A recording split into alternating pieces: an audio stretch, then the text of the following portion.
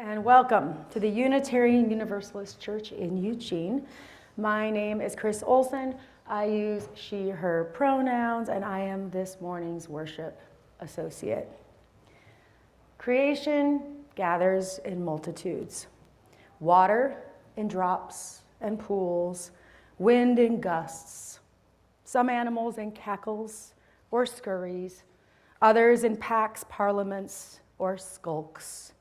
Today, we gather as a congregation to worship together because worship creates connections within, among, and beyond us. Whoever you are, whomever you love, whatever your collective nouns, we're glad you're here. If today is your first time with us, we'd love to get to know you right after service. You're invited to the welcoming room, which is located in the south entrance. If you're online, the link to our visitor form is being dropped into chat now. You can use your phone to access a copy of our order of service by scanning a QR code. They are around the building, probably behind me as well. We also have a few larger print copies of the order of service that you can get from an usher. There you will find names of authors, composers, you'll find the text to choir anthems and resources used in today's service. Now, let's take a few minutes to greet our neighbors, especially those that you do not know yet. Chalice lighting today. We light the chalice, the symbol of our Unitarian Universalist faith, with words from Maya Angelou. We need joy as we need air. We need love as we need water. We need each other as we need this earth to share. And now, let's say the words of our mission, which affirm our shared purpose. Empowered by love, we transform ourselves and serve our world. Yay! Thank you, Suzanne. So happy Father's Day. Happy Juneteenth tomorrow. Happy Pride Month, right? There's a lot to celebrate. And today is a day for celebration, for experiencing delight and joy with one another. Maybe even some dancing and clapping I already saw. So yes, if you feel moved to do so, please dance and clap and express your joy how you'd like. So one thing that gives me a lot of joy in life is music. So in today's service, we will have an abundance of music offerings. Some are UU songs, some are songs of liberation, some are Christian gospel songs, and some are secular songs. So thank you again to the Inspirational Sounds Gospel Choir and Kathy and Christopher. Thank you so much for being here to celebrate with us this morning as we all celebrate liberatory joy and Juneteenth. We know the work of liberation in this world is not finished. So we continue seeking justice and equity together while we pause for those necessary breaks for celebration and joy. We also want to celebrate nurturing care in this world on this Father's Day. Thank you to the fathers and all those who continue to nurture and spread love to children in this world. Nurturing care is something to be celebrated as well. So we are here to celebrate with those fathers and nurturers today. So thank you as well. Thank you for the gifts of care that you give to children, all those who nurture children in this world. So let us worship together, dance, and sing together this morning. Let us make a joyful noise together on this day. And I didn't introduce myself. I'm Tina DeYoe. I'm the ministerial intern here for the next 2 weeks, and I use she, her pronouns. So thank you so much. We're going to go into our time of meditation and joys and sorrows, sharing. And we will enter this time together. So you are invited to share your joys and sorrows, your delights and your struggles. We have a joys and sorrows table area over there. You can light a candle whenever you feel it appropriate. You can put a rock into water. You can write your prayers of joy and sorrow in there. Although all those people on Zoom can also write in the chat until the sermon time begins. So please share those with us as well. And this morning we lift up the life of Edith Bambi Barth, member of this church since 2019 and a part of the Sisters Circle Women's Group. She died on Wednesday, June 14th. And so may we lift up Edith Bambi Barth this morning, and let us pause for a time of silence for her life.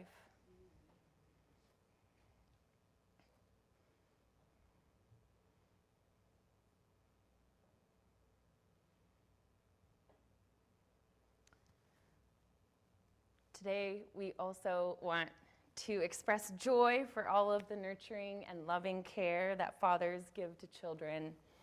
We lift up prayers of gratitude for all forms of nurturing care that are given to children in this world by caregivers. The world can definitely use more nurturers. We can lift up prayers of gratitude for those positive experiences of a father's nurturing care. And we know not everyone here today and in our wider world have had positive experiences with fathering or parenting in general. This goes both ways. Parents, fathers, and mentors haven't always been able to give their children a nurturing and safe place to be. And some children have even experienced harm from those people who are supposed to be their protectors. Children haven't always been able to receive what a parent is giving them.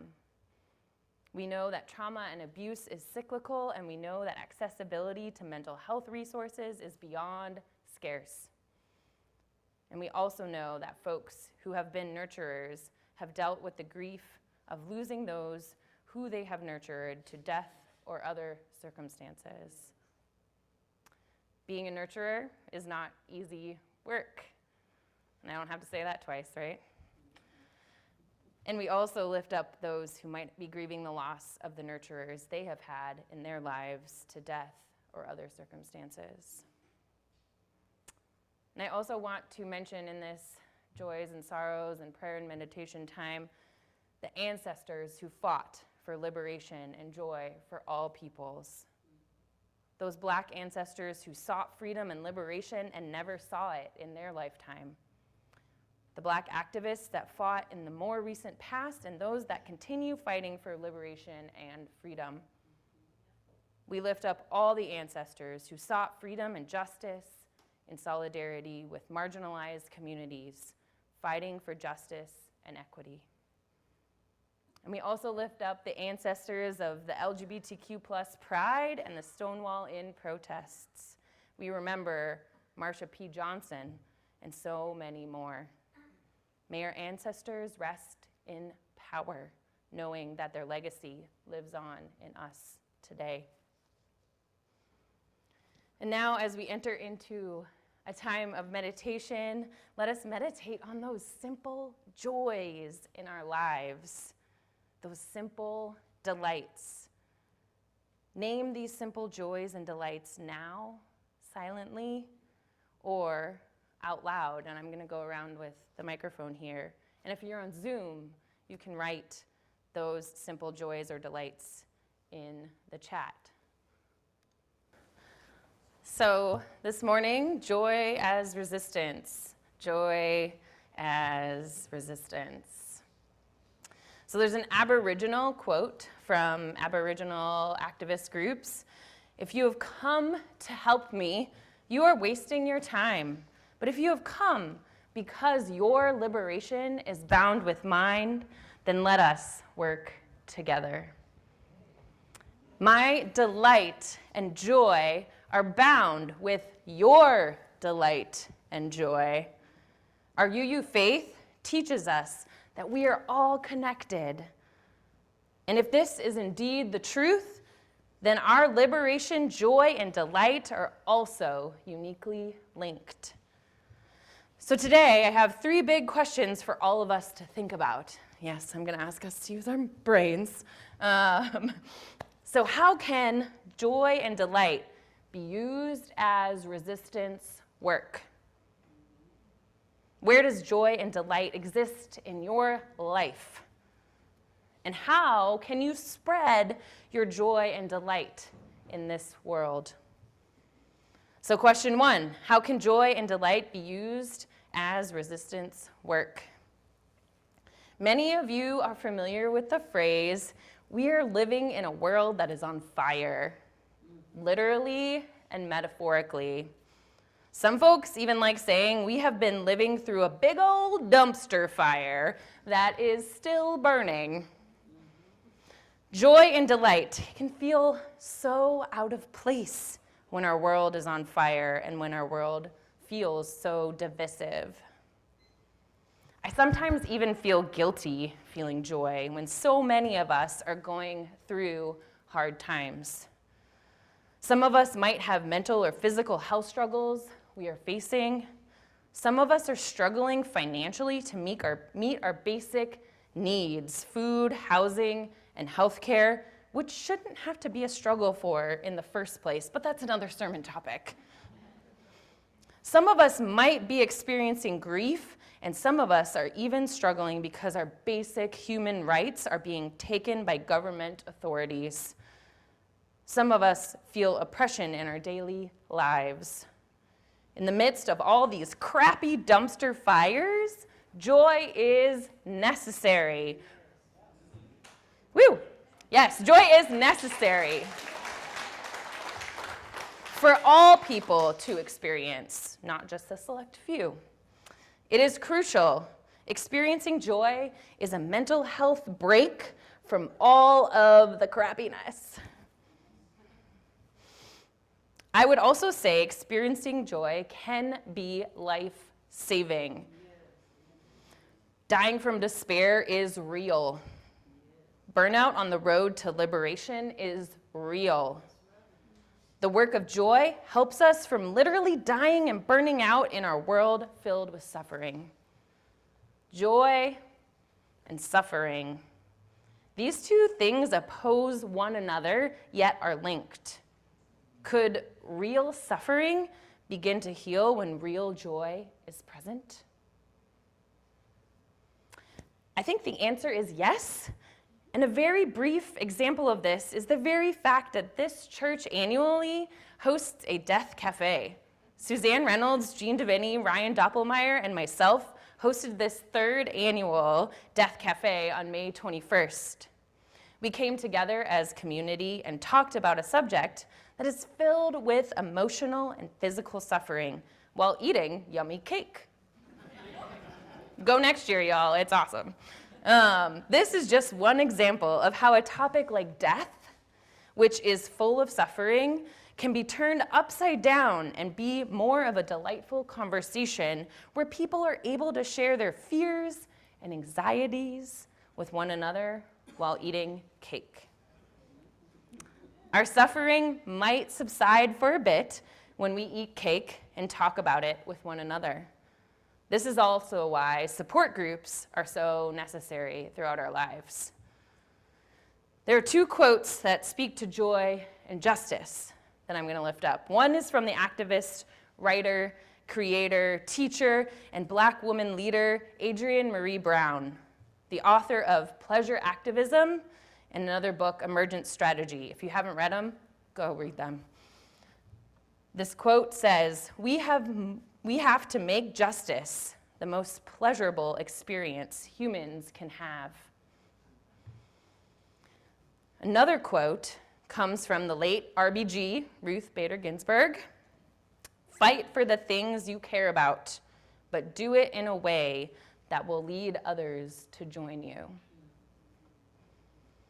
Inviting joy into our leadership for justice and equity is the crucial work that sustains our efforts towards our goals of liberation and equity for all. One example of this is pride celebrations and demonstrations. These celebrations have roots in liberatory protest and justice. Pride has evolved into a commemoration of the Stonewall Uprising and a celebration of human worth and dignity. The joy that fills pride festivals, parades, protests, and gatherings overflows with joy. This joy is contagious in a good way. Fighting for justice can indeed be joyful. This joy-filled justice work is crucial work, and it enables us to continue to persevere in the face of hatred. This joy-filled justice work gives rise to hope and nurtures hope in the present. When we realize joy, delight, and liberation are all uniquely linked, and that my joy is linked to your joy, all of us will not only survive, but thrive together. It is also, yes, thriving is good. Clap for that, yeah. It is also all of our work to make experiences of joy and delight accessible to all. So Juneteenth, right, is another example of celebration and liberation combined. Juneteenth has been a celebration for the Black community in Texas and other Black communities in our country for a very long time, since 1865.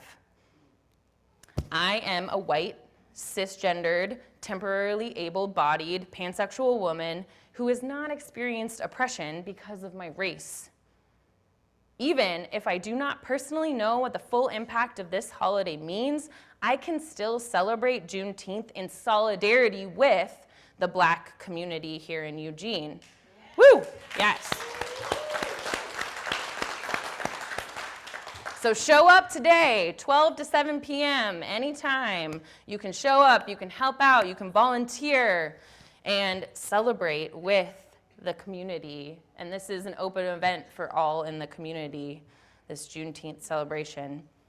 And I can't celebrate this alone, but am able to celebrate it in community with others.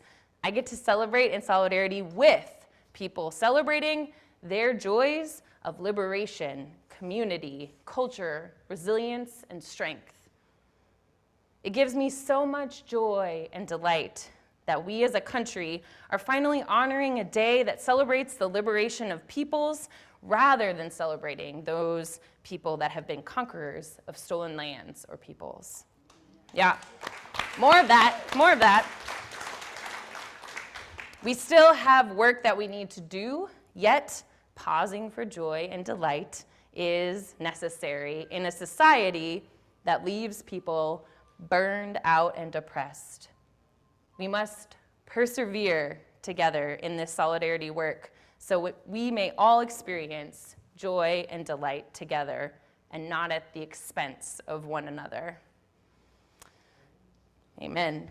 Cultivating joy is resistance work. If you remember just one thing from today's sermon, remember that little fact. So my second question, where does joy and delight exist in your life? So I am a joyful and optimistic person most of the time. You tell me to go to karaoke, I'll be there. You tell me to go dancing, I'll be there. Making music, playing games, frolicking in nature, going kayaking, camping, hiking, I'll be there. If you ask me, I will go. Joy in my life comes from being with people in community. When troubles come my way,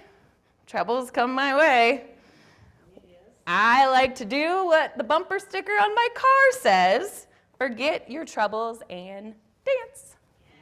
Woo! You know, we can do that every now and then.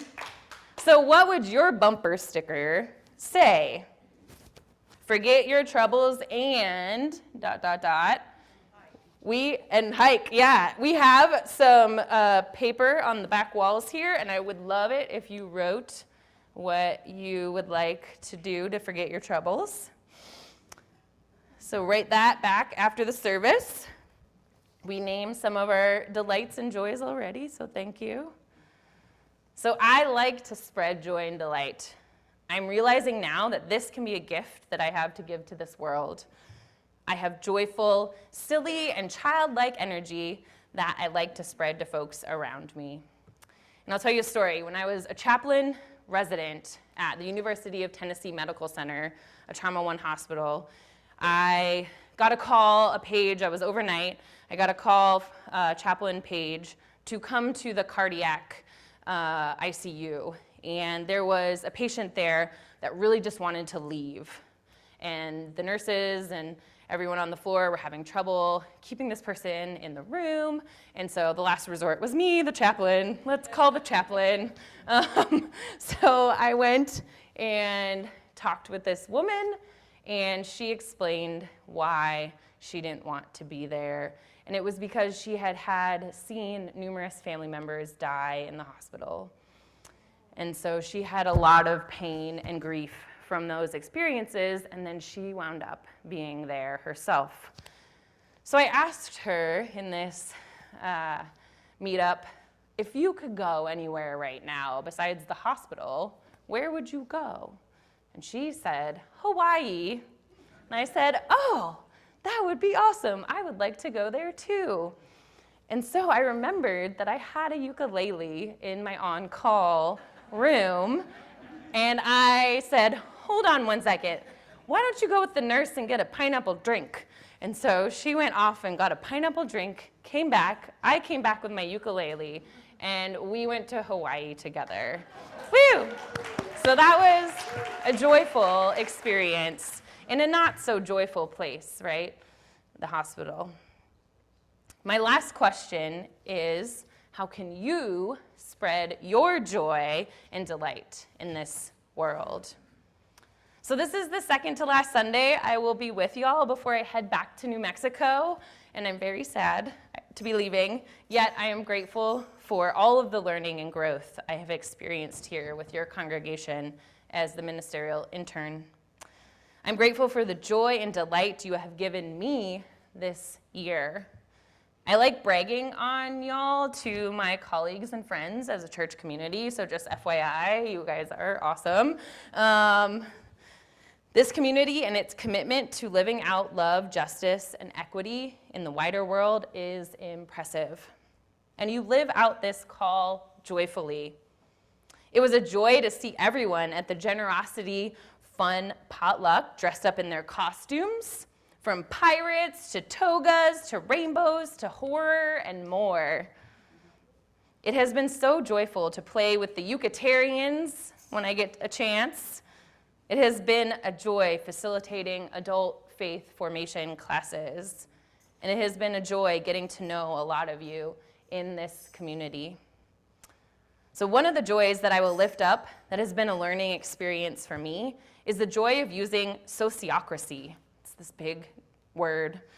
Sociocracy is a decision-making process that allows for all voices to be heard. To me, this is one of the most delightful governing processes that I could be a part of, because all voices are able to be heard. Governance and decision-making processes that allow for all voices to be included fill me with immense joy and delight. This is the work we are doing within our walls and outside of our walls, opening the doors of inclusion for all. This is the joy I find in our UU communities and here at UU Church Eugene. This joy and delight that I will be taking with me to New Mexico is indeed this passion for more inclusive governance models. I'm also excited to be thinking about more joy-filled ways to celebrate in community with each other. One of our awesome UU young adults and our young adult meetup brought her joy to our Easter meetup. This young adult had the joyful tradition of creating silly hats on Easter, a practice that we engaged in together. And this is my silly hat I made. So, how can we think about weaving in more joy into our work together. How can you spread your joy and delight in this world? Your homework is to think about this question more. So, how can you do that, spreading joy and delight? You might be struggling right now to think of something, but whatever it is that gives you joy is something you are able to share with others. Maybe it's going and watching a sports game or playing a sport, or maybe it's drawing a picture, or having a cup of coffee or tea with someone, or talking with someone, or going on a walk or a bike ride. These are definitely things that can be shared in community with others. So there are also 3 upcoming actions you can take and join with our church for spreading joy and delight to others. One, of course, is today, going with the carpool over to Juneteenth. So you can do that, and you'll meet in the social hall with Rev Jen after the service.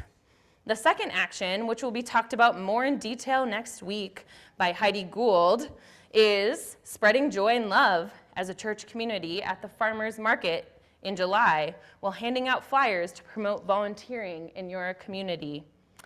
On past Saturdays at the farmers market here in Eugene, a lot of the corners have been taken over by people wanting to spread discriminatory and exclusive messaging. So we would like to counter that message on Saturday, July 8th, by wearing our Side with Love shirts and promoting joy, love, and volunteerism, which again, you'll hear more about next week. And our third simple action is to join in our UU's Just Wanna Have Fun group for some of their joy-filled meetups. I think Chris Topaz is involved in that. Raise your hand if you're involved in that group. Yes, Wendy back there is also involved, so talk to Wendy after the service if you want to join for UU's Just Want to Have Fun. My delight and joy are bound with your delight and joy. Joy disrupts. Joy is abundance. Joy is freedom. Joy is being able to be our unique selves. Joy is inclusive. Joy inspires change by using techniques of play and creativity. Joy fosters relationships across differences. Joy can be contagious. So if you have come to help me, you are wasting your time. But if you have come because your delight and joy are bound with mine, then let us celebrate and play together. Woo! Amen. So for the closing piece of this sermon, I have compiled a compilation of photos that have been taken by myself and Ryan Doppelmayr and Steve Kuzma, and I have set these photos to the song If You're Out There by John Legend. These photos represent some of the joy and delight that I have experienced this year with you all, and I am grateful. The lyrics are also powerful. Oh, I was looking for a song to sing. I searched for a leader, but the leader was me. We were looking for the world to change. We can be heroes. If you're ready, we can shake the world. Believe again, it starts within. We don't have to wait for destiny. We should be the change that we want to see. Extinguish the chalice with our closing words. We extinguish this flame, but not the light of truth, the warmth of community, or the fire of commitment. These we hold in our hearts until we meet together again. Woo! Amen. And now go out and remember that joy is resistance.